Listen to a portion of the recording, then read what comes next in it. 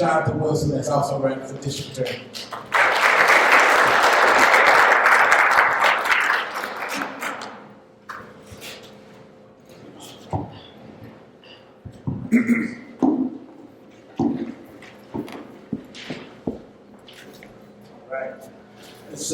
So we appreciate you all stepping here to with us tonight, and we're going to start off with opening statement. So, Mr. Wilson. Good evening, everybody. My name is Jonathan Wilson. I am running to be your next Durham County District Attorney. I have been living here in Durham since 2006 when I got the opportunity to attend North Carolina Central School of Law. I graduated in 2009, and upon passing the bar, my immediate work was going straight to representing those who feel unprivileged and who are underrepresented. That has been my primary focus.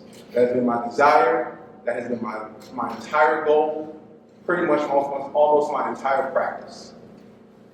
And that's the type of district attorney Durham needs. Durham deserves and needs a district attorney that is going to be present, not just in the courthouse, but also in the community. A district attorney that's going to be willing to collaborate with law enforcement and also other community groups and organizations to make Durham safe. And lastly, Durham deserves a district attorney that is going to rebuild that trust that has been lost between the years over the victims' rights, not having their voices heard in court, or not feeling like they get their presence in court as well. I'm not a politician. I've said that throughout this entire campaign. I'm a husband, I am a father, and I'm an advocate, one who fights and loves Durham, and who will be present here for Durham.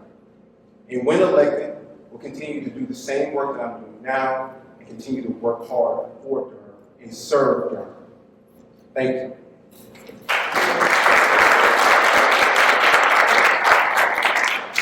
Good evening, I'm Satana Newberry. I'm your two-term district attorney. I'm running for a third term. I'd like to remind you that I was first elected in 2018 and then re-elected by 80% of the vote in 2022. And what have we accomplished since 2018? Well, Durham County was the first jurisdiction in North Carolina to test all of its sexual assault kits, and this jurisdiction has had more conviction on cold cases from those sexual assault kits.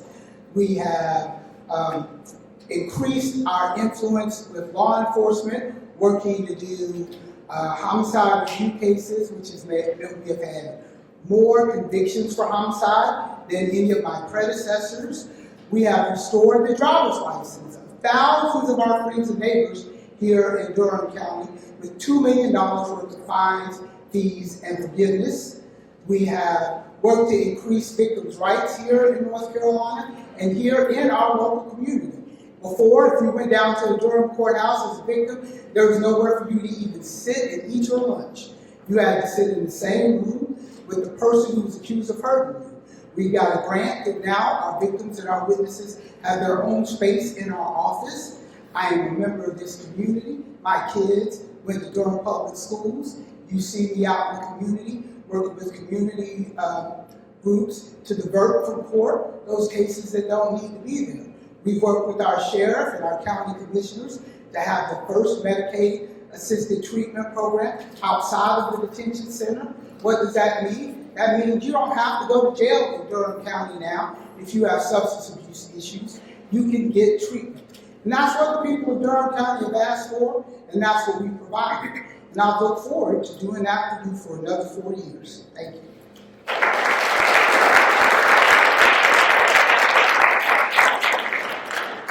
Thank you both so much for those opening statements. So we're going to start off with questions, hope you don't mind. So first we're going to start off with cooperation with federal authorities. So many residents, they are concerned about how federal immigration enforcement and local prosecutions interact. Now with respect to current events, what role, if any, should the Durham County District Attorney's Office play in these cases that intersect with federal immigration enforcement? And how would you balance community trust, public safety, and adherence to both federal and state law? If you would, Mr. Wilson.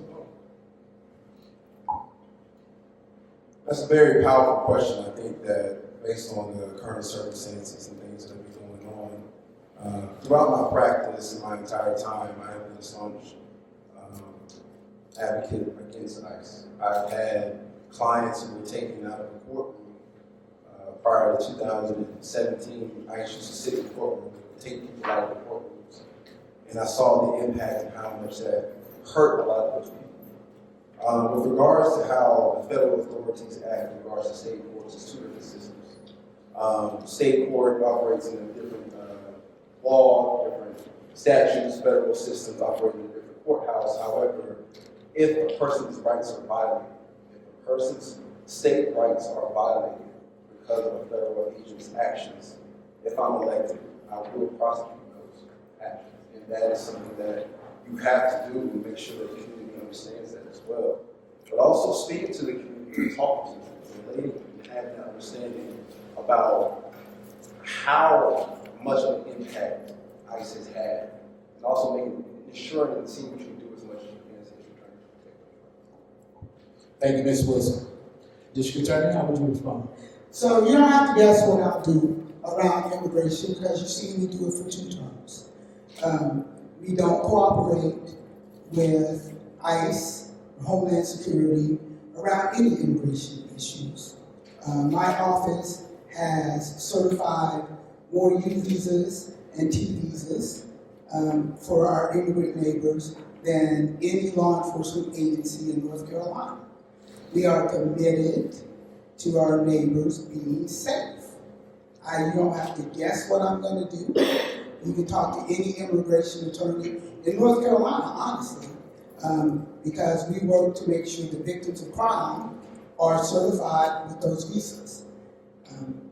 Barely a couple days into the current president's new term, ICE reached out to the Durham County Detention Center to pull some people out of the detention center.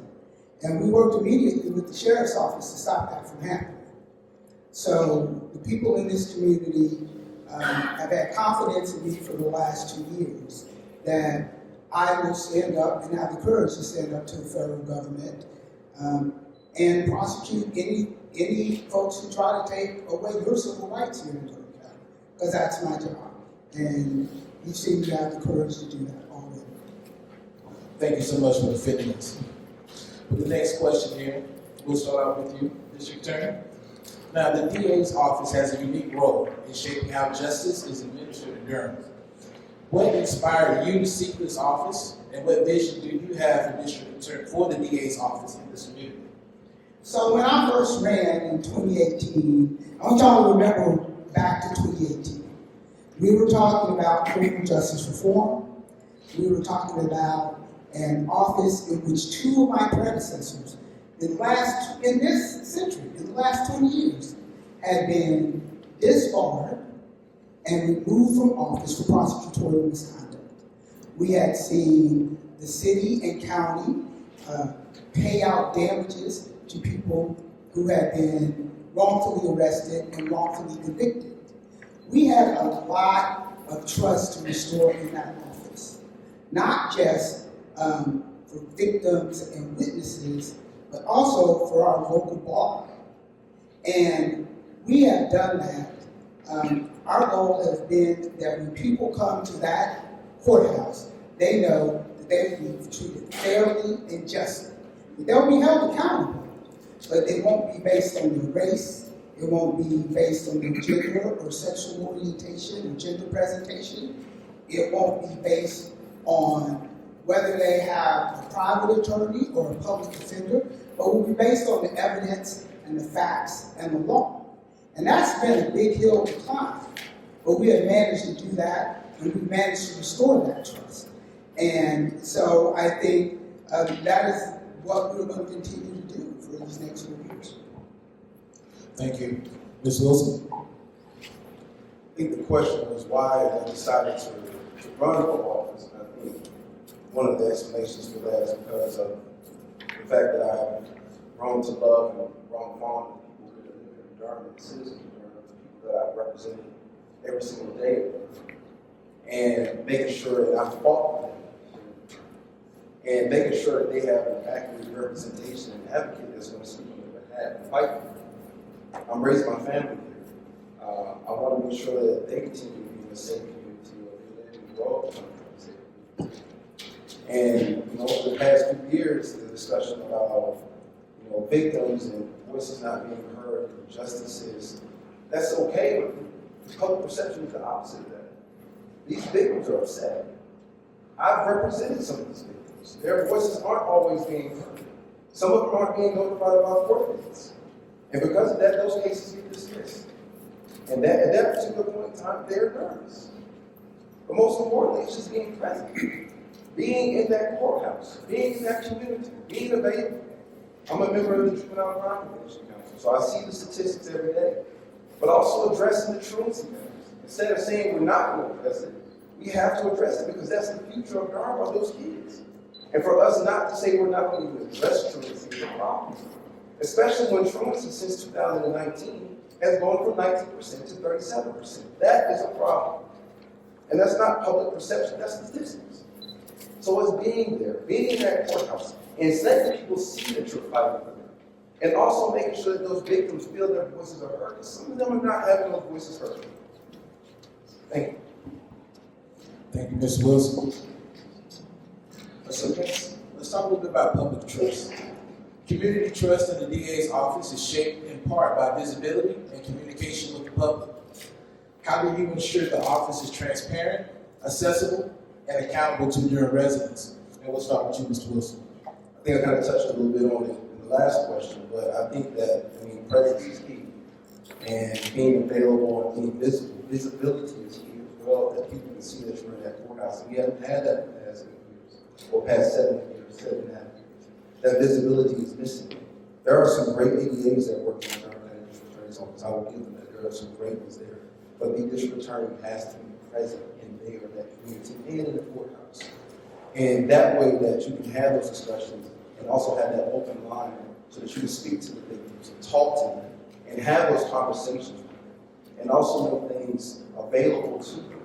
So when it comes down to how to rebuild that trust, it's going to them and sitting down and listening to them. That'll be listening to the sheriff, that'll be listening to the Durham Police Department, that'll be listening to community organizations, that'll be listening to the elders who live in certain places so you can see the problems that they're having. Communicate with the county commissioners, communicate with city council, working together and collaborating. That is how you rebuild trust, and that is how you move things forward. Thank you, Ms. Wood. District Attorney. So before 2018, I bet most of you in here could not tell me who your district attorney was. And one of the things that we have done in this office is made sure that you know who your district attorney is. Hashtag know your DA. We have a presence on social media.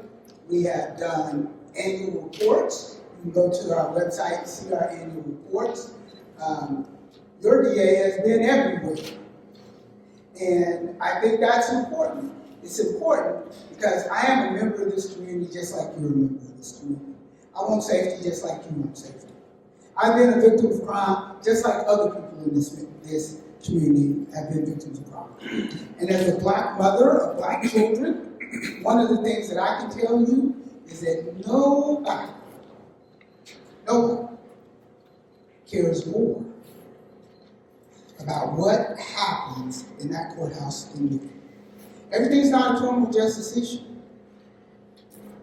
As a community, so that in the district attorney's office, we are focused on serious and violent crime. I have 20 ADAs. Sheriff has 600 employees. Chief of police has well over that. So we have to prioritize what we do. And what we prioritize is the serious things. It is important that as a community, we step up and fill in the blanks where the criminal justice system isn't. And Durham does a good job, and we do that together. There's not a single community organization, not a single county commissioner, not a single city council doesn't have my name and know how to get up with me when they do. Thank you, District Attorney. Our next question, let's look towards systemic injustice. How will you run a district attorney's office that recognizes and is conscious of systemic injustices facing the diverse residents of Durham County? And what will the priorities be for the office? So I promise to have an office that looks like Durham. When I took over the office, there were not many people of color in EDA positions. There were not young people, there were not people who've been involved in the criminal justice system. I promise to have a office that looked like Durham. I promise to do equity training, and every year we have done equity training. I have increased the number of people in color in my office. I have more black ADAs than any district attorney's office in the state. That includes offices that are twice as big as mine. We have worked with the LGBTQ Center to train every year around gender orientation, sexual orientation, gender presentation, intimate partner violence among same-sex partners. We have worked with the Durham Crisis Response Center to make sure that we are paying attention to the needs of women and children. We have perhaps the most diverse office in the state. I have worked with the Wilson Center at Duke Law to do the first of its kind plea study in the United States. So we know who we're prosecuting, whether or not we treat white defendants differently than we treat black defendants, whether we treat men differently than we treat women, whether we treat Spanish speakers differently, whether we treat immigrants differently. And those are the things that people in my office are judged on. We're not just judged on how many convictions they get, because that is not what we're there about. What we're there about is truth and accountability, and making sure that the facts and the evidence lead to the right things. Thank you. Mr. Wilson. I think one of the best things is to make sure that we end any type of blanket policies that we have across the board, and making sure that individuals identify cases by a case-by-case manner. And I think in doing so, we can evaluate the case better and more efficient, but also making sure that the APAs are properly prepared for the following day. And so that means giving them the assistance that they need. That means, writing to applying for more grants and getting better, giving more legal assistance, giving more legal assistance, so that we can get them prepared and have them ready for the court, so they can know to assess a case. The training is something that is good, so we want to make sure they can have able to identify and spot things that are going on. So in blanket policies, have the opportunity for the district attorney's office to look at things in a case-by-case manner, and that way they can better assess the case and how to resolve it in the appropriate way, make sure it's fair and equal to everyone that's involved. Thank you so much. We appreciate those responses. And I think we got time for one more question. All right. So looking ahead, what qualifies or what experiences do you believe are most important for effective leadership in the DA's office at this time? And how do you embody those for Durham County? Mr. Wilson. Thank you. Well, I think one of the couple of things is I think what makes a great district attorney is a district attorney that's had life experience, because you go into certain other counties and there are some district attorneys that haven't had life experience and see things through one lens, and that's hard to kind of how to assess the case. But most importantly, I've got the most, I would say, criminal law experience between myself and my opponent in this particular case, and I also have more trial experience as well. And I had that opportunity to sit there and assess a case and go forward and try to handle and resolve the case and actually reach back and help those who are help the ABAs and help if they have any trial issues, to see if they're having cases, make sure they're prepared for those jury trials as well. As far as experiences and the reason why I think it'd be good for me in this particular life is because I've been a criminal defense attorney my entire career. I haven't moved on to anything else because that's my passion, is to represent the system. And I think Durham deserves that particular person that's going to be there to fight. And I've run my practice now successfully now for 18 years. The old firm I was at, I was an assistant, I guess you could say junior associate, but an associate there that basically ran the firm whenever the partner wasn't there. And that happened a lot of times, so it gave me managerial skills and how to be able to run an office. Thank you, Mr. Wilson. District Attorney? Can you repeat the question for me? Well, certainly, looking ahead, what qualities or experiences do you believe are most important for effective leadership in the DA's office at this time, and how do you embody those for Durham County? Well, the first thing I would say is I run the office for 7 years. And it is one, if you look at it, it's one of the largest law firms in Durham County. So I have been running that office successfully for 7 years. If you talk to my colleagues in the Conference of District Attorneys, they will tell you that it is one of the best run offices in the state. And I work on that. I have 31 years in the practice of law. With all respect to my opponent, I have more trial experience when he was in middle school. So I have been trying cases since 1993. I have been the general counsel of the state's largest Department of Health and Human Services, which has over 20,000 employees. I have run multi-million-dollar nonprofits. I have, especially, and I say this a lot because I think it is important. I am the mother of black children, and now the grandmother of a young black man.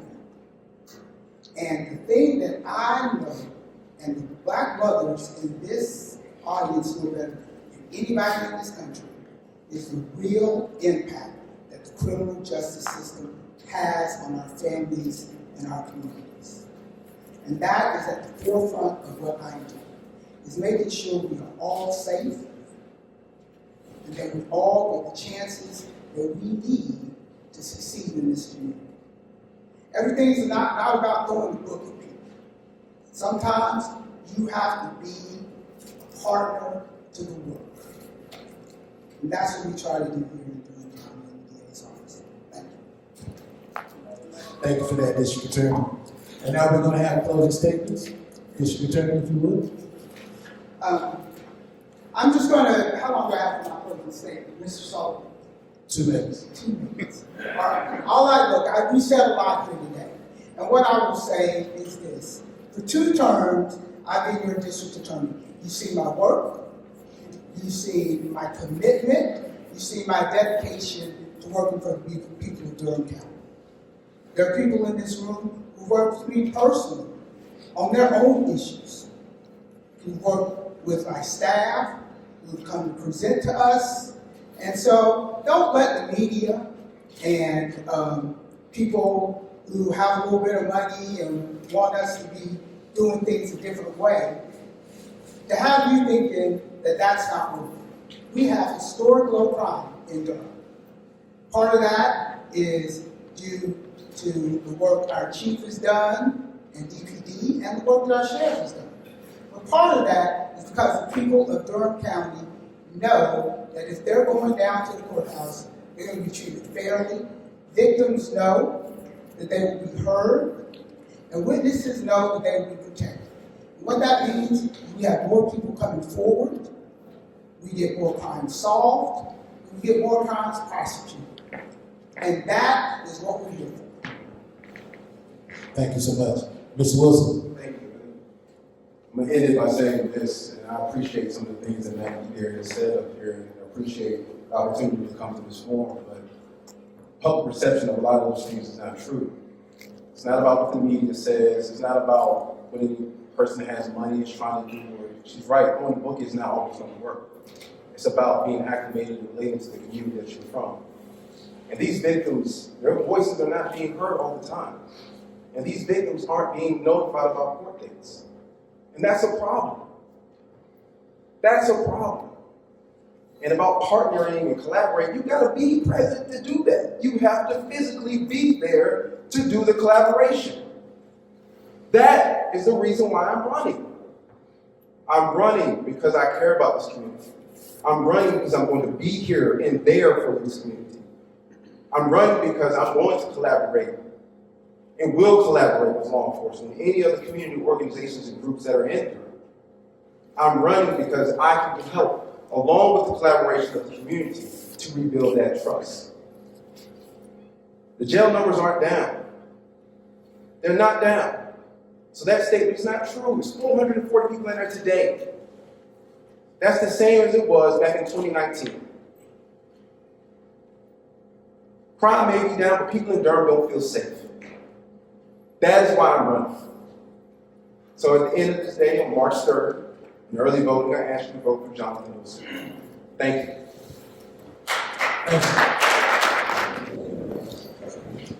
All right, we're gonna get our sheriff forum here started. We're gonna start off with opening statements. Each candidate again is gonna have 3 minutes. Sheriff Burkhead. Thank you. Good evening, everyone. Good evening. Good evening, Durham. Good evening. All right. Good evening. I need a little more life up here. All right. I'm Clarence Burkhead, your current sheriff here in Durham County. Been serving since 2018, proudly serving this community since 2018. And we've had some great successes. In spite of everything that has gone on since 2018, we got obviously change of administration in DC. We went through COVID. Then we had another change of administration, but we've had some successes. I'm going to share just a... We're at max volume. Yeah, they're at max volume. All right, I'm going to try to project a little bit more. Since 2018, in the sheriff's office, I've had a record of success. We've been cracking down on crime. We've surpassed the national average of 72.6 case clearance rate, which beats the national average. We've seized over $3.2 million in illegal narcotics and taken 120 plus firearms off our streets just in 2024. And we've decreased our response time in spite of a 16% increase in call for service. And we've maintained our national accreditation Triple Crown status, which is only held by 1% of sheriff's offices in the country. We've worked to modernize our jail to make it safer for those who are incarcerated. We've implemented incentive-based behavior management, reducing assaults and grievances. We've expanded our education programs in the jail to help with reentry through our partnership with Durham County. And we're active in the community. Durham County Sheriff's Office has put in place an aggressive community engagement program since 2018. We've attended over 660 community events, and we've hosted over 1,000 individuals at our annual events, Trunk or Treat, Touch a Truck, and our our Back to School special.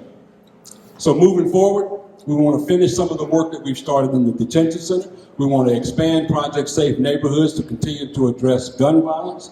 And we want to continue to work with our schools to make our SRO program stronger and improve the quality of food in our detention center. Thank you. Thank you, Sheriff. Mr. Hawkins. Good evening, Durham. Good evening. My name is Johnny Hawkins, and obviously Sheriff Burkhead has had an opportunity for 7 years to introduce himself and the work of the Durham County Sheriff's Office. So what I want to do is make sure that I speak to Durham. 38 years, nearly 38 years of public service, being a public servant. 5 years in the United States Army, where I served with the 8th Infantry Division, and also Fort Huachuca, the home of the Buffalo Soldier, where we trained military intelligence and communication staff. For 33 years, I served in law enforcement, corrections, and detention. I retired from the North Carolina Department of Public Safety as a correctional warden. I served 2 years with the Durham County Sheriff's Office as the Chief of Detention Services, and that was a national search, and certainly my credentials and the work that I have done before me allowed me an opportunity to serve up under Sheriff Burkhead's leadership, and had a great time doing so, and we were successful in doing so. During that time, we had an opportunity to reinstate visitation. We went through 2 COVID pandemics without a death. So those things meant a great deal. We also increased out-of-cell time while I was there and incorporated our peer support program under the leadership of Sheriff Burkhead. I continued that with my work when I went to Vance County for a year. I served as the detention center administrator at Vance County. I took my peer support program, went to Vance County. We expanded that where actually educational programs and teaching programs was going on with the detainees. I the CEO of Fourth World Consultant Security Management, and currently I serve as the interim director of safety and security at one of our private schools here in Durham. So my experiences have galvanized the entire spectrum, and that's what brings me here running for the office of sheriff. My experiences certainly match. I am an academic. I have done educational programs through North Carolina Central where I was contracted, and also with the state of North Carolina as a general instructor. I am a gang expert and prison radicalization expert, and I have traveled the country and done some national seminars based off of that. My platform is clear. I want to make sure that we address crime and reduce crime. I want to make sure that we deal with gun violence, but also youth engagement. I want to make sure that we utilize opportunities for the reserve deputies to go out and conduct wellness checks with our elderly. I want to develop and implement a co-responder model within my first year. I think that it is a great thing when those calls come out that you can deploy deputies, behavioral health specialists, social workers, as well as peer supports. I want to expand that. I want to put that inside of the schools, our community, and the detention center. Lastly, I want to make sure that we partner with HEART and also do a systems and security vulnerability assessment at the detention center. Thank you. Thank you, Mr. Hawkins.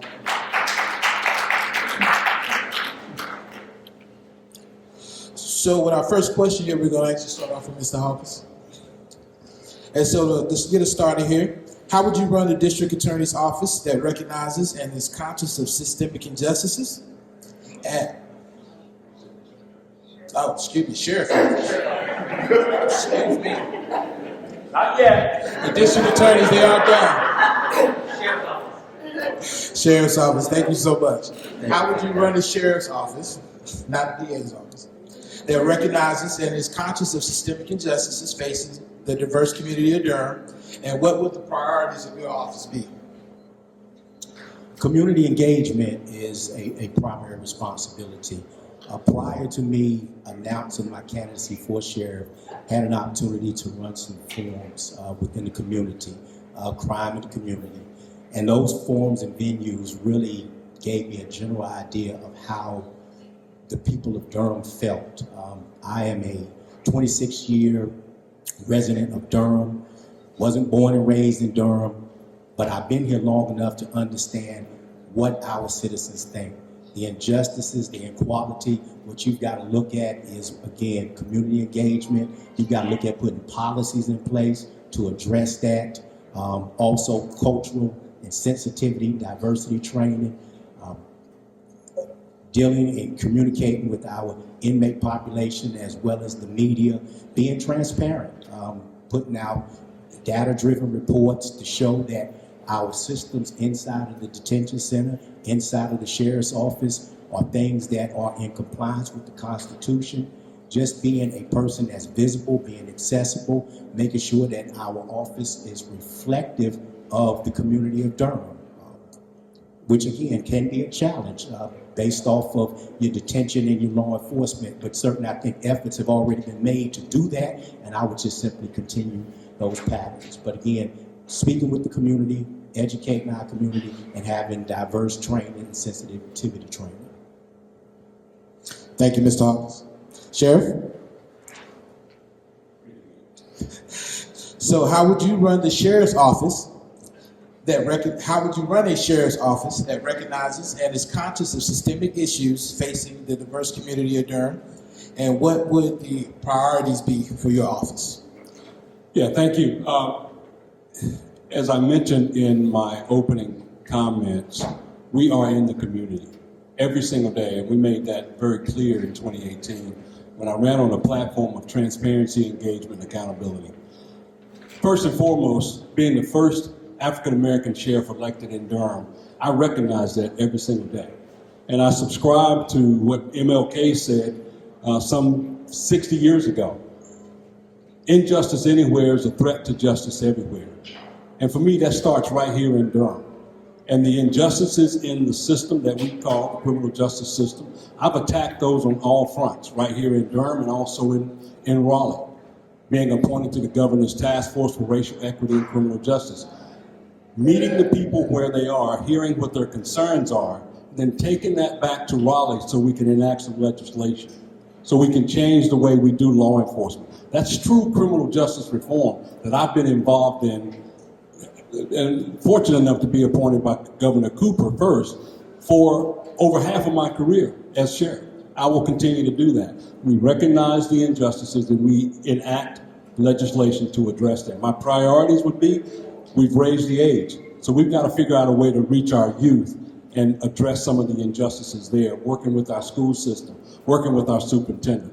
So yeah, we've got some work to do, but we've made some great strides being part of the trek, and I'm committed to moving that forward to it, again, to address those injustices. Thank you, Sheriff.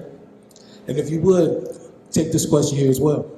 Now, with respect to current national events, how should the Sheriff's Office interact with federal agencies like ICE or CBP when they conduct enforcement actions within the county? And what guidelines would you follow? Well, first thing I'm going to do is sit down with the DA and develop a strategy to arrest every one of them when they come to Durham. They're breaking the law. Plain and simple, they're breaking the law. Now, I don't have any federal authority. I've been clear on that as well. I do not enforce detainers. I don't serve administrative warrants. I don't have the authority. I'd love to cooperate with ICE so I know they're in my county. And what I mean by cooperate, let me know you're here so you don't terrorize my community, so that there's an opportunity to deconflict, so we don't get any friendly fire. But they refused to talk to me. And when they did talk to me, they asked me plain and simple, fact check, to break the law, to hold these individuals longer than their conditions of release allow. I said, no, I'm not going to do that. So they could come and pick them up from my jail. So they say, we're sanctuary city. No, we're not. I'm following the law. As the sheriff of Durham County, I have no federal authority. I would love to cooperate with CBP. But again, I'm going to arrest them first because they're breaking the law. Just yesterday, DOJ has mandated that they wear body-worn cameras. We did that in 2019. Just yesterday, DOJ said, we're going to try to get them to remove the mask, but they don't want to do that. We did that in 2019. They're simply breaking the law. They're violating people's rights. So when they do come to Durham, and I do get those calls from my citizens, we go and we try to find them so we can set them straight. And I will probably one day get arrested for obstructing justice. But right is right, and wrong is wrong. And if they talk to me, I would tell them that. Thank you. Thank you, Sheriff.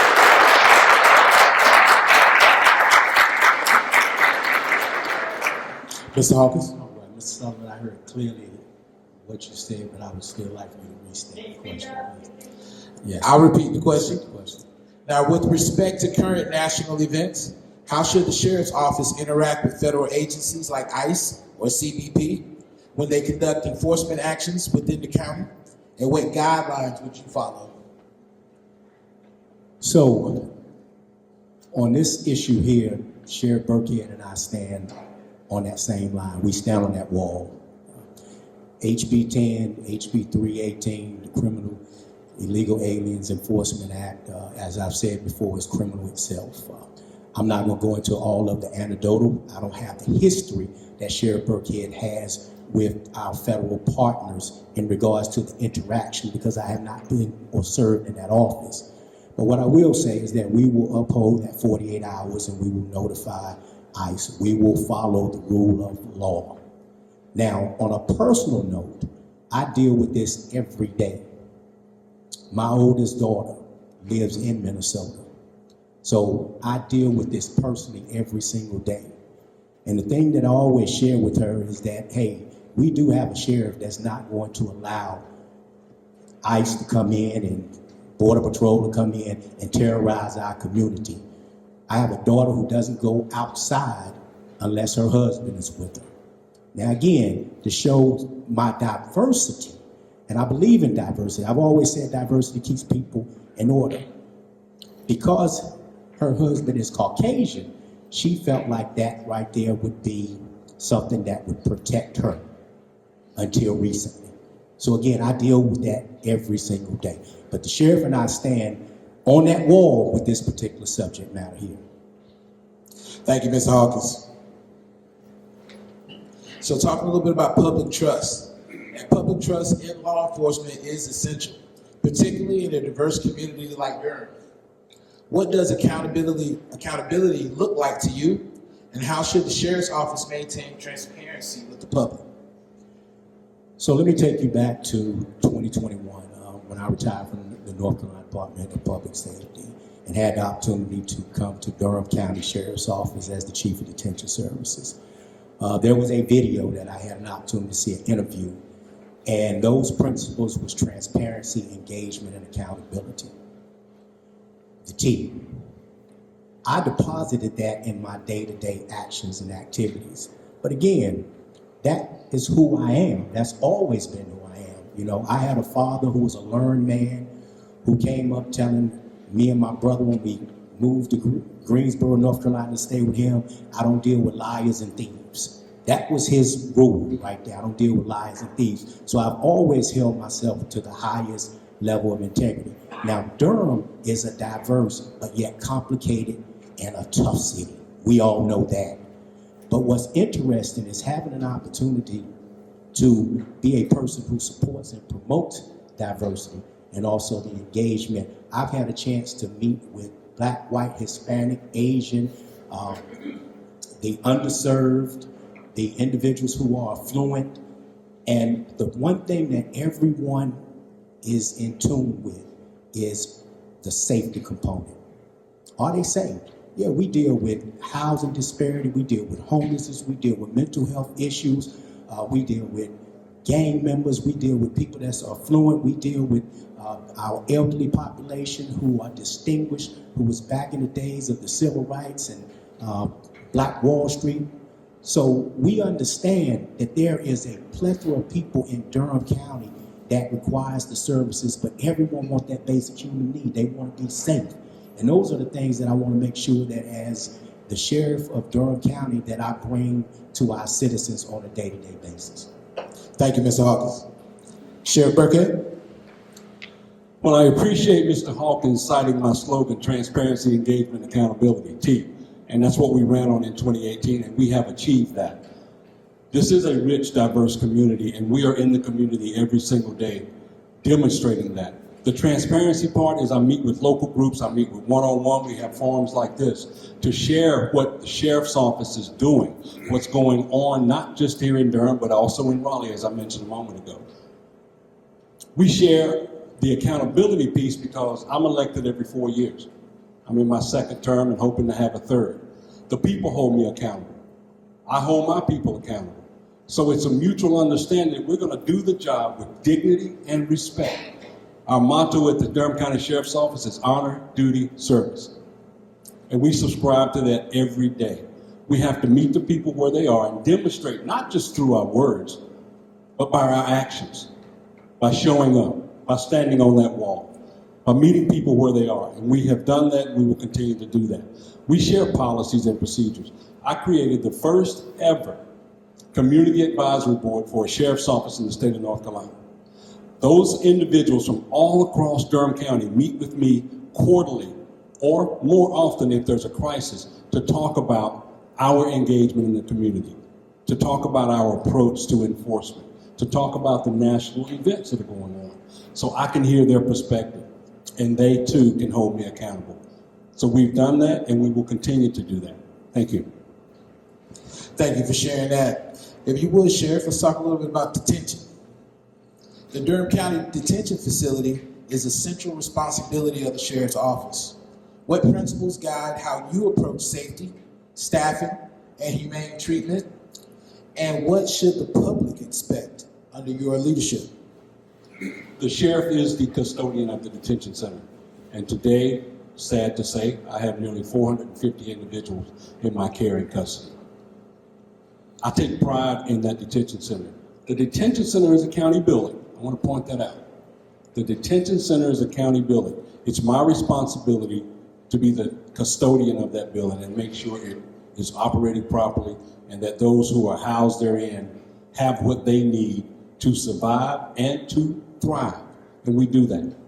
So being responsible for those individuals there, I have to make sure they have opportunities to get to court, to meet with their attorneys, okay? But also that they live with dignity, that they get what they need to thrive, have access to the law library, have access to opportunities for reentry and peer support.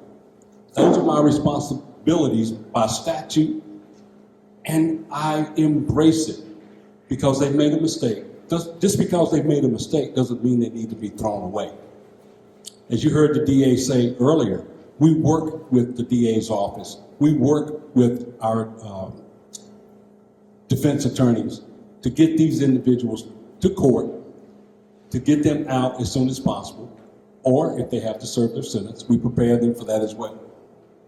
Detention center is one of my biggest concerns because I do have those 450 plus souls that I'm responsible for. So we work every day to address staffing. We now have a dual certification program. Again, the first in the state of North Carolina. I went to Raleigh and got the rules changed so my detention officers and my deputies can work alongside one another. To work in a detention center, you have to have a DOC certification. We now have that course for deputies. It's a truncated course. So that's how I've been able to address the staffing. We can now go back and forth, professional development, cross-training to address that staffing issue. Thank you. Thank you, Sheriff Burkett. Mr. Hawkins? Yes, sir. So, from a constitutional standpoint, what the sheriff's obligations and responsibilities are is the detention center and civil. Now, again, all of the other extracts and duties and responsibilities, but it's the detention center and the civil responsibilities.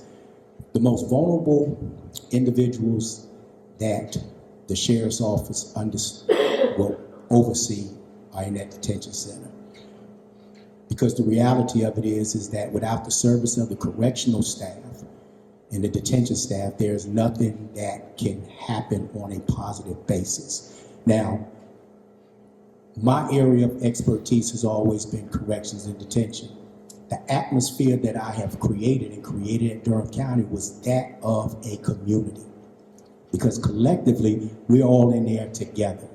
So first and foremost, you have to address the staffing issue. People have to be safe. You got to make sure that everyone is safe. How do you do that? You make sure that you deal with the training component. So people have to be adequately trained. You have to have a staffing pattern of which I am certified to develop security staffing patterns. You also have to have order and organization. You've got to have policies that are constitutionally fit. You've got to have humane treatment for the detainees, and also a safe environment for the staff. You do that by making sure that you utilize technology, surveillance systems, ensure that your managers are actively engaged out, making sure that they're visible, and also have the Community Resource Council come in, but then also what I have created at every facility that I've been at, to include Durham County, was an opportunity to bring the detainees to the table where I had a detainee council. So that way they could speak directly to me in regards to what their issues were. So again, I would employ the HEART program, our peer support specialists, in order to make sure that that environment was safe and humane and constitutionally fit. Thank you, Mr. Hawkins. All right, and I think we may have time for one more question here. All right, so let's see here. Looking ahead, what qualities or approach do you believe are most important for effective leadership in the sheriff's office, and how do you embody those qualities? The sheriff is the chief law enforcement officer of the county. There is some integrity that comes with that. There is a desire and a need for a person to be a public servant in that role and in that position. The political component of it should never surface when it comes to life safety and safety. So as the sheriff, what I will embody is a person that's going to always be accessible and available. I'm going to always have the integrity and follow the Constitution. You have to follow the law. As the chief law enforcement officer, it is incumbent upon you and to ensure that you do that. Also, the selection of qualified staff. That's important. Your managers all the way down to your correctional staff. You've got to create an environment where people feel not only wanted, but the morale is high, their level of ethic morality is high, so that we can disseminate our duties in a responsible, reflective manner. You've got to bring the community in. Let the community see what exactly you're doing. One thing that I have always been accused of is this here. I am direct and not demeaning. When you leave a conversation with me, you know exactly what I am talking about. I'm not going to talk around subjects. We will be clear. We will be factual in regards to this is the decision today. But I'm also open-minded to the point that there's other people who see different things. So there's other optics out there. You've got to welcome the opportunity to embrace, best practices that other states may be doing, the suggestions of the community, because again, as the sheriff, the people vote you in. So they need to have a seat at the table. Your officers engaging with your staff because they do the work on a day-to-day basis. These are the things that I would bring, and also making sure that we repair the relationships with the district attorney's office, Durham PD, and all of our other city and county leaders. Thank you, Mr. Hawkins. Sheriff Burkhead. What I look for most and what I embody is service to humankind. I consider myself a servant leader as your sheriff. I serve all of the residents of Durham County, and I do so with integrity. Again, our motto is honor, duty, and service. Those are the pillars of my philosophy for law enforcement, for life, for service. So when I talk to individuals about coming to work for the Durham County Sheriff's Office, it's about service. Service to the community, service to our humankind, service to those who are incarcerated, those who are less fortunate. We have to put their needs above ours. And that's who I am. For 41 years, I've been in law enforcement, doing just that, serving. Serving with integrity, with pride, with humility, and I will continue to do that. That's what you want your sheriff to do. That's what you want your sheriff to embody. I remember when I ran in 2018, someone asked me, am I always going to be approachable? What about when things go bad? I said, that's when we need to sit down and have a conversation. Because things are not always going to go great and be, all good. So we have to be willing to have those tough conversations, but do so with dignity and respect. That's what I embody, and I think that's what you want in your sheriff. Thank you. Thank you so much for that, Sheriff Burkhead.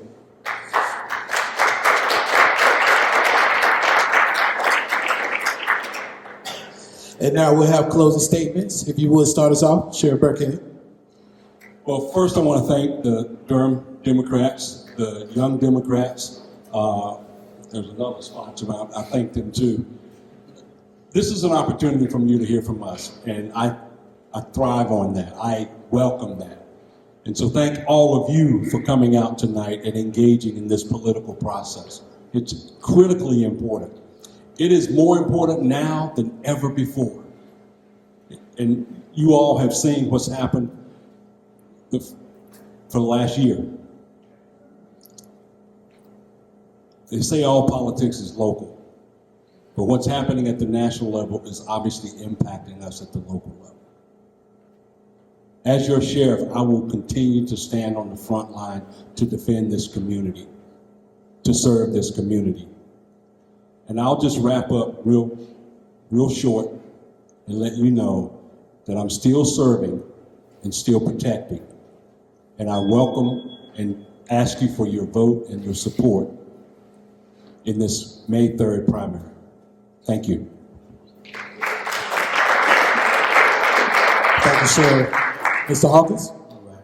I certainly want to thank everyone, all of the sponsors, and really all of Durham for this opportunity to present myself and talk about the platform. I've got a handful of individuals, to include family members, that helped me out with this vision. And I'm thankful to them. Some of them are in here tonight. But more importantly, those individuals that took the time out in August and September and October to come to those community forums and just let me listen and do masterminding sessions and hear the pain in the voices of our citizens. Again, 26 years I've lived in Durham. I too have been a victim of crime. Now what I'm asking you all is to trust Johnny D. Hawkins on March the 3rd to be that individual that will be part of the succession plan.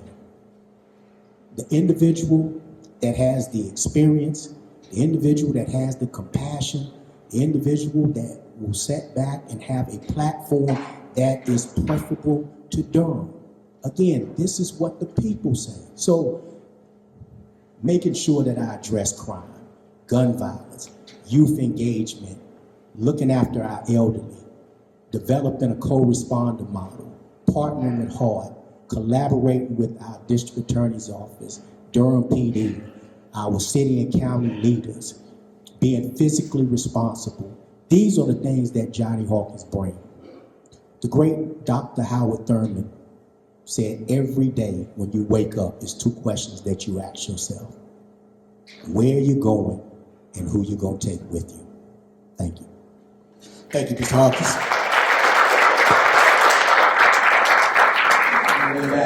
And so we're going to get started with our North Carolina Senate Forum.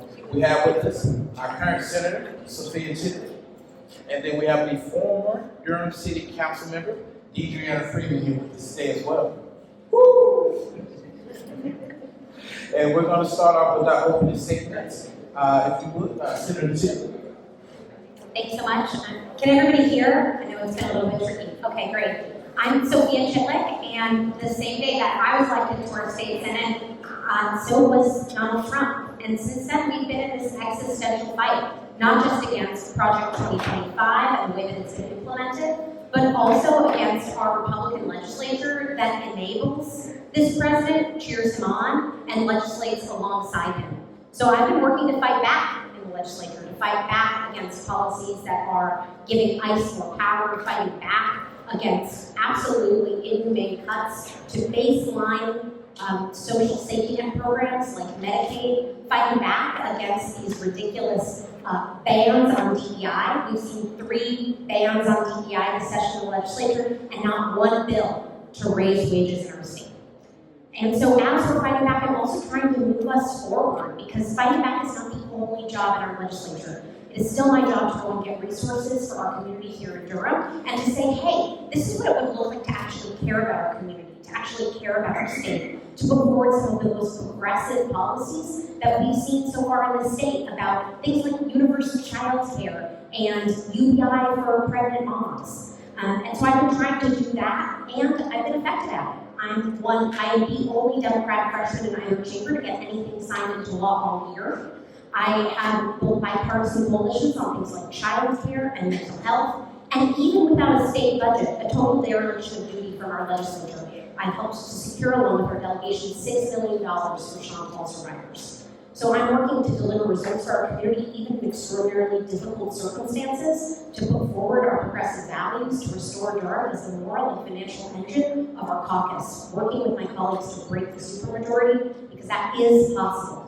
That is possible in this election. So I'm asking for your support to be re-elected. I'm only 1 year into a 2-year term, and I hope to be able to serve to continue to implement the platform of care that I ran on just 2 years ago. Thank you so much for your consideration.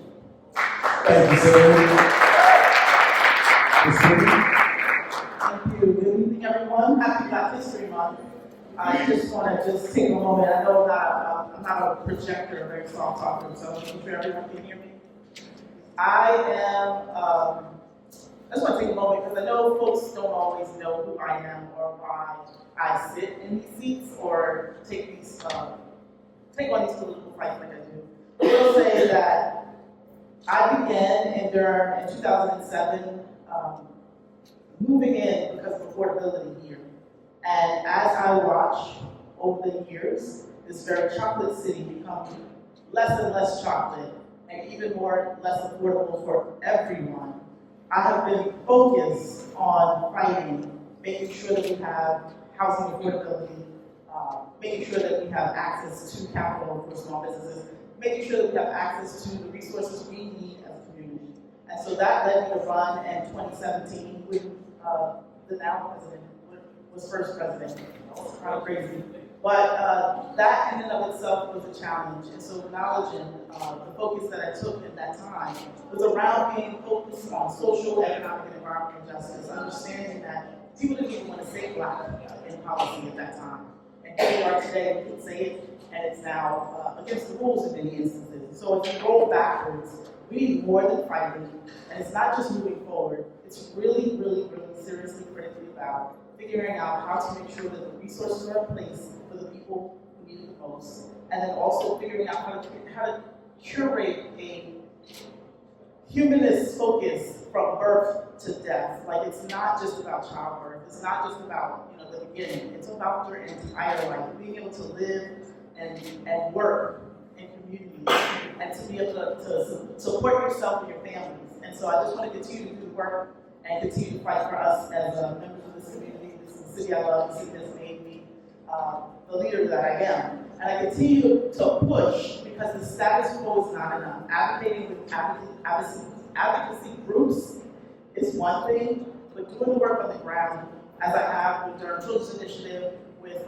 PEACH, the Partnership Effort for the Advancement of Children's Health, or even on the Durham City Council, the work that I've been doing is the work I'm going to continue to do for you, with you, for you, and in conjunction with all of those folks across the state who are trying to make us better.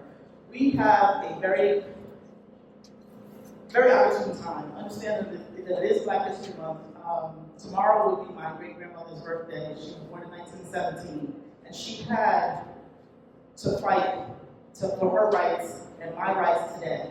And as I think about it, my mother has had more rights in the 70s than my child will in 2026. Thank you for that, Ms. Freeman.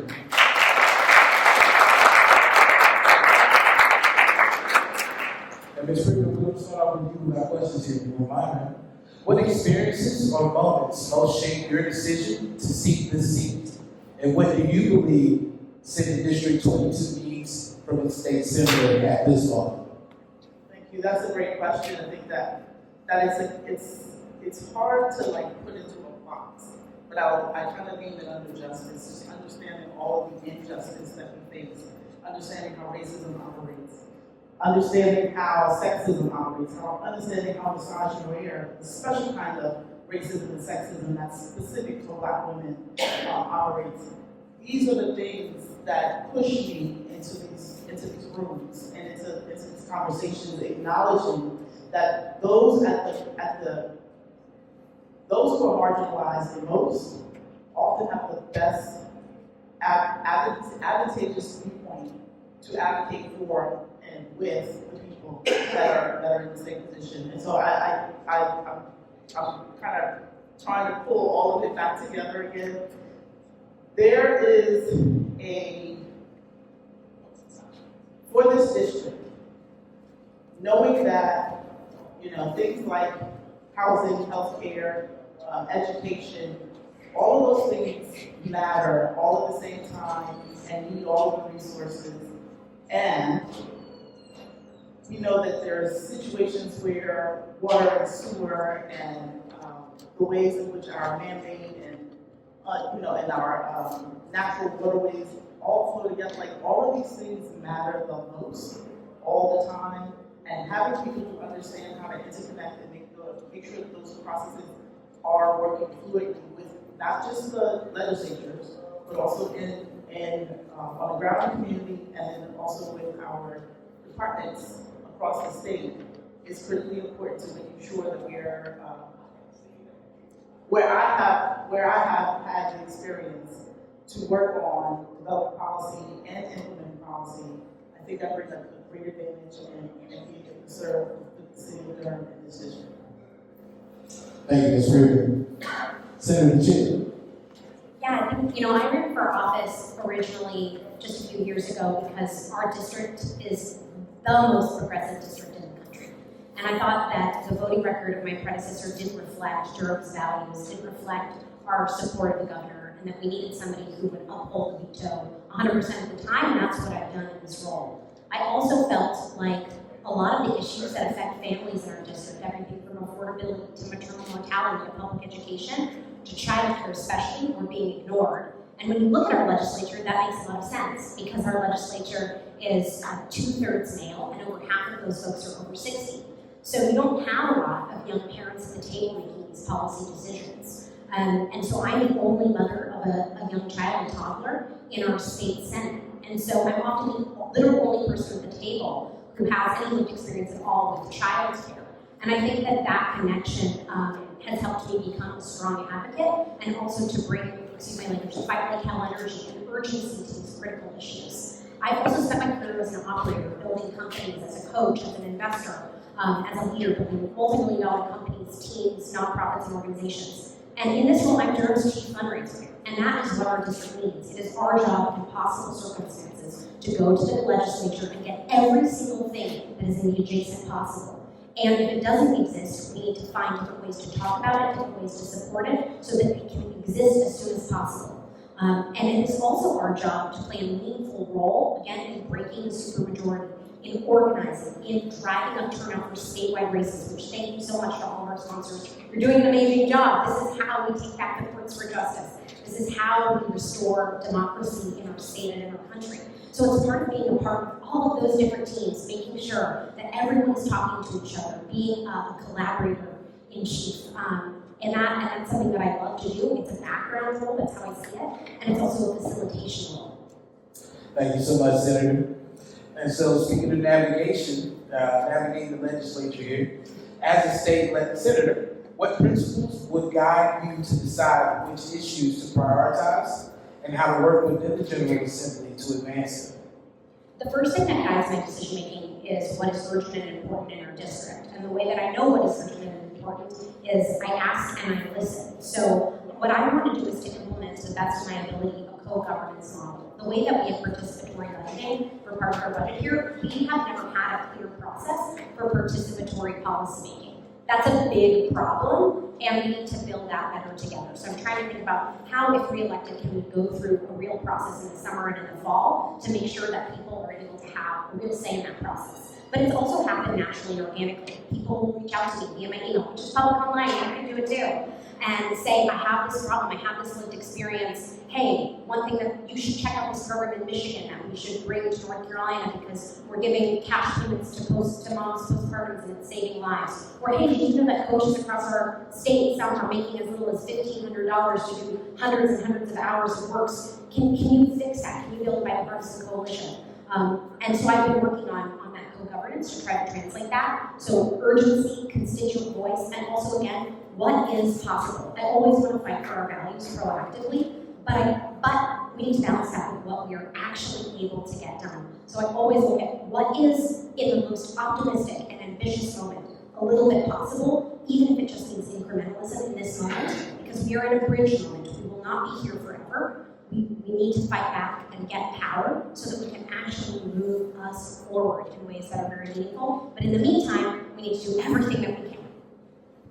Thank you, Senator. Ms. Perkins? Absolutely. So, as a state senator, what principles will guide you to decide which issues to prioritize and how to work within the General Assembly to advance them? I think it's a tiered approach, just acknowledging that there are issues that have been ongoing, a matter of making sure that, that schools are fully funded, making sure that there are resources available for folks who have special needs.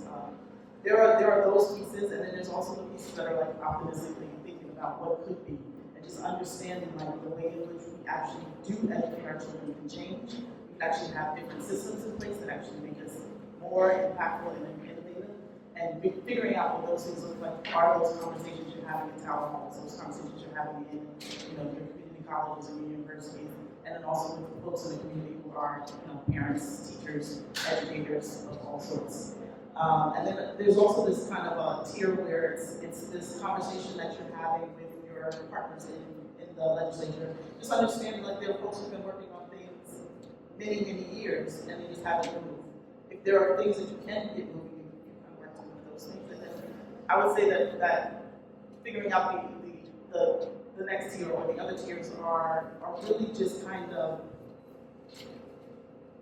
we know where we are, and we know what's happening with our government as a whole. And it's that fierceness of, understanding as a mother, a twin mom at that, of boy-girl twins. There's this sense of, I want to leave this place better than I found it.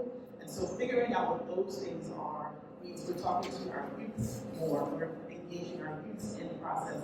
And so bringing people, which is what I always practice, is to live our lifeline, is to make sure that I'm engaging folks at every level of those conversations and all those tiers, so that we're having a better plan of interacting. And my principles guiding that are really specifically around social, economic, and environmental justice, understanding that we can be a more just and fair North Carolina.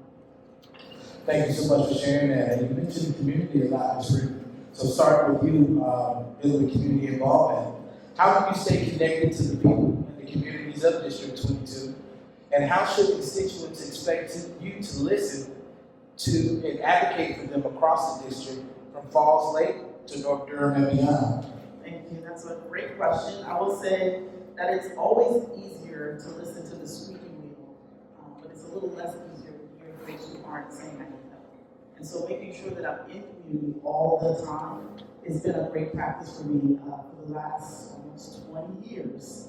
I'm at community meetings. I'm in neighborhood meetings. I started on my block with my neighbors, and I've been growing out ever since. And so I have a lot of really good relationships in communities.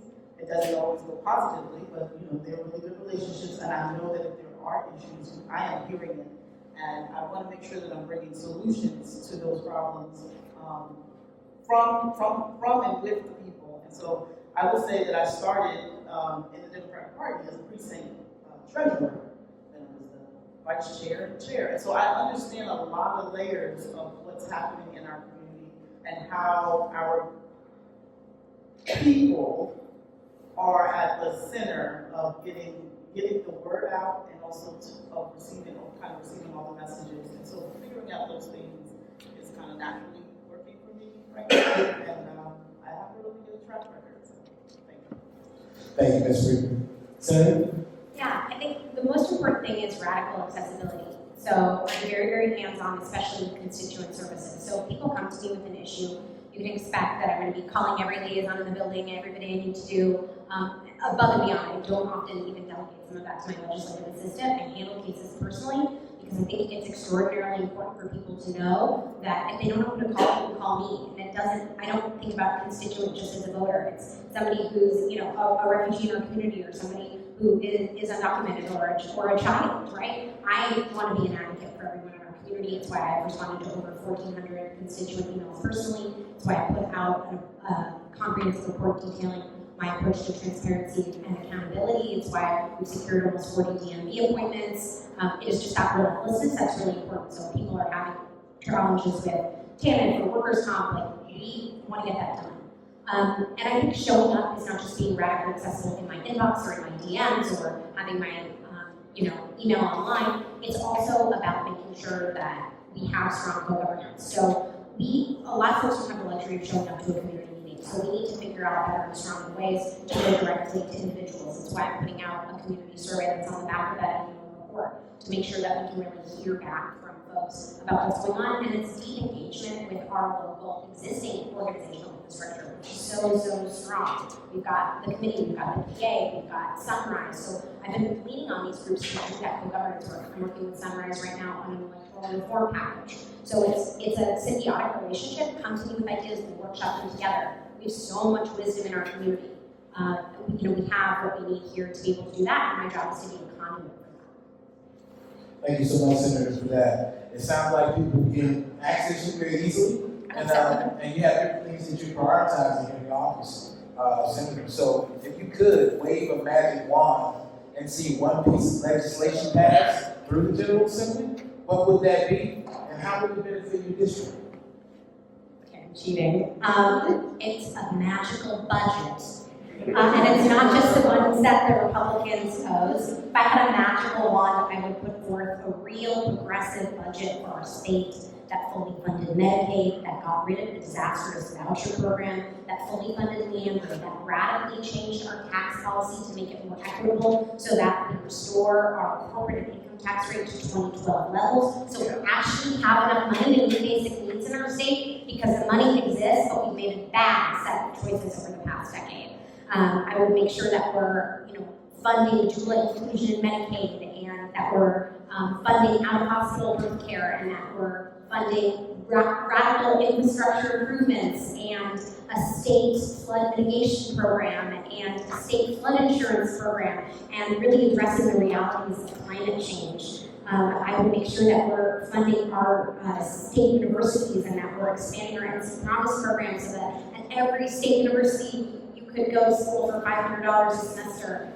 There's so much good that can be done in a budget. A budget is a moral document, it is a catch-all document for not just our values, but what we think is important as a society and who we think is important. And right now, our budget says that people we think are important are billionaires and out-of-state or foreign-owned companies, and not the people who do the work in our state, who pay the taxes, who are raising our kids, who are raising up the next generation of leaders in our state. And that I would love, I dream of a day when Leader Vouch can really be in charge and we can push forward a budget that reflects our values here in Durham and beyond. Thank you so much, Senator. Ms. Freeman, we're going to give you the magic wand now. Oh, thank you. I love that magic wand. And I would say that I am a magic wand, and if elected, all those things would come true. I also would add that I think it's incredibly important that if we do have that magic wand in place, that we actually figure out how to make sure that actual health care occurs for everyone.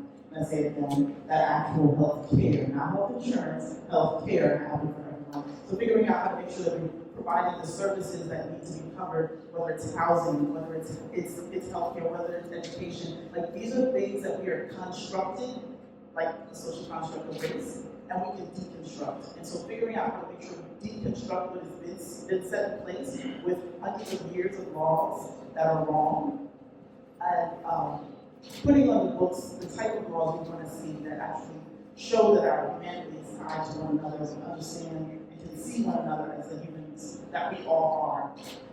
I would be focused on making sure that we were taking good care of our land, our water, and our air, making sure that we're not just constraining ourselves to those restrictions around being, 2050, we would actually be clean energy now, and be safe, and we also ensure that there were regulations in place to keep our criminal legal system in check. I'll stop there. But thank you. Oh, no, thank you so much, Ms. Freeman. I really appreciate you sharing that information with us, and I think we got time for one more question. You okay? No? Okay. Just kidding. We don't have any more questions. That's from the DA's office. But we actually want to thank our two candidates here. Thank you so much, Senator Chitman. Thank you again, Ms. Freeman. We appreciate the opportunity to talk to you both here tonight. And I think we're going to bring to the stage Mr. Harry Davis Jr. Excuse me. So we didn't have to. Forgive me, it seems like we have time for closing statements, so that's what we're going to do right now. You get the radio flags, you got to Right. You get the magic wand next. I do magic wand now, so that's what we're doing. We're going to have closing statements. If you will, Ms. Freeman, Thank you. I will just close by saying I am greatly appreciative of all of the calls, texts, phone calls, of folks in support, and just trying to make sure that we focus on adjusting care in North Carolina, just acknowledging that there is more possible. And I appreciate Senator Chitman's work for the last year, and I appreciate the predecessor's work before that. I do know that we can do more and better, and we don't have to wait until an election to hear from folks. We don't have to wait until our names on the ballot to make sure that we're pushing forward the policy and making the connections with the people in the community. I do it every day, and I'll continue to do it every day. The last 8 years on council, I know that there's been so much around development that we would really like to address, and I would love to take that to the state and have the conversations with them so that they understand that being more punitive to the municipal community is not beneficial to our state. It's not beneficial to the tax base. We're one of the largest tax bases in the state, and we'll continue to grow, and we should be growing more equitable and more energy and environmentally friendly. And in order to do that, it's going to take us all putting the pressure on any elected official and anyone in leadership to make sure that they're focused on not what's in the box, what's outside the box, and making sure we're also, all of the ideas aren't going to come from us. But if we're working together and we're navigating these spaces in a way that makes it so that we're, I don't want to say respectful, but it's respectful of our own viewpoints, I think that we'll all be much better off. So I do want to leave with just saying, in a time such as now, we know that this fascist government is kind of taking its toll on folks.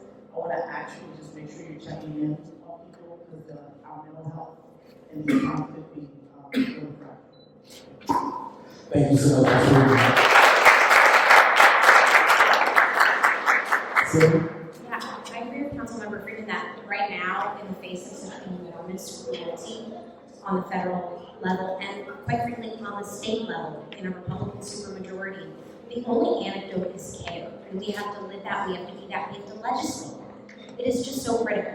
I've been trying to take this platform of care that I ran on and implement that, put that forward in over 100 bills in the legislature, and then take little bits and pieces of those bills and try to get them passed as amendments or put into new ideas or inserted into task force, just to figure out how do we move us forward, even if it's a teeny bit, a little bit every day, and how do we bring that out of the building if we can't get it done inside, into bigger conversations that are happening, not just in Durham, but regionally in regards to philanthropy, in regards to what's happening at the city and county level. Okay, if we can't do a big program at the state level, how can we bring the right team locally to get it done for Durham? That's always what I'm thinking about, how can we get this done for Durham?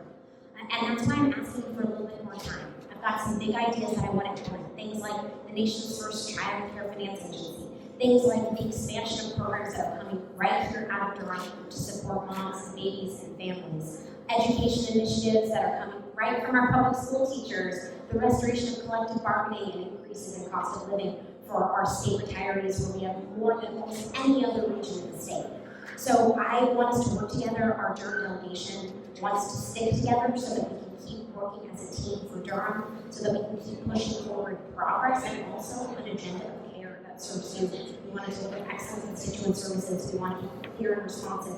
We want to be team players, and we want to be advocates in the General Assembly. That's what I try to do. I encourage you to grab a piece of literature and read my annual report. If you really enjoyed all of my talking today, you'll love 30 more pages of it. And I want your feedback. Fill out the survey. Let me know what you're thinking. Email me. I want to hear from you. That is the job.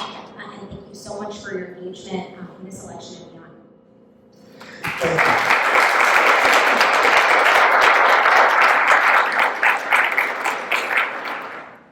Thank you both for coming up here tonight and sharing with everybody your thoughts. And why we need to vote for a representative. I think it's a tough choice for people in here. Again, Senator and Ms. Freeman.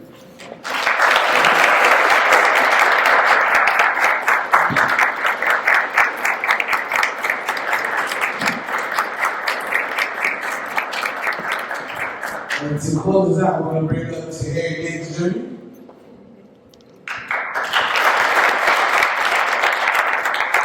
Hey, how you doing, everybody? I promise to get you out of here. No, good evening, everybody. I'm Harry Davis Jr., Vice President of the Durham Young Democrats and Vice Chair of the Durham Democrats. I want to say tonight, although all of us in this room may not be voting for the same person, there will come a time where we will have to go to the polls in November and elect Democrats up and down the ballot. Yeah.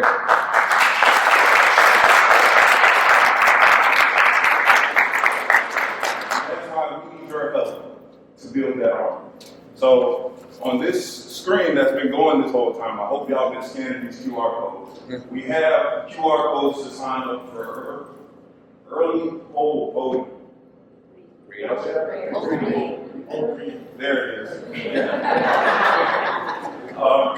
Just to make sure that we're building an army. We're not out there representing any candidate. We're just out there trying to build an army and bring people into the Durham Democrats, bring people into the Young Democrats, so that we can make sure that when it comes time in 2026 to elect Roy Cooper to Senate, Anita Earl back.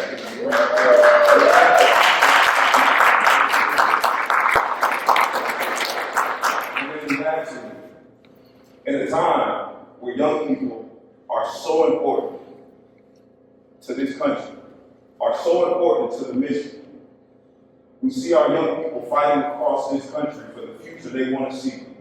Somewhere familiar to everybody is right next door in Greensboro, right there on the campus of North Carolina A&T. Now, I am an Eagle, but I guess I can support them on this. Happy Pride! Happy Pride!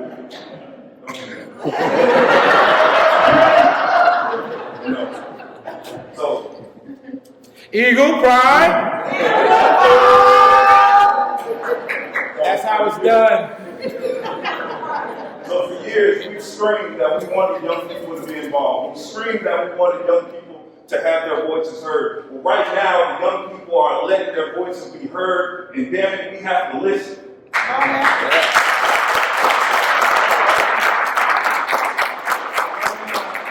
not asking you, I'm challenging you.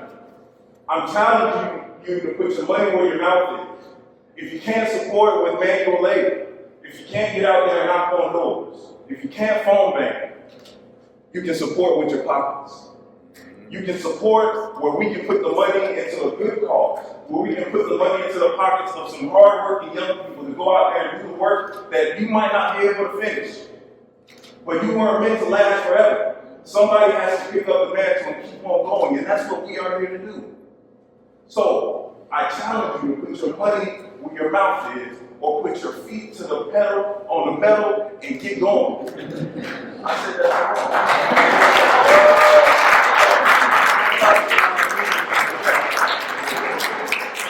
Like I said, out of here before 10 o'clock.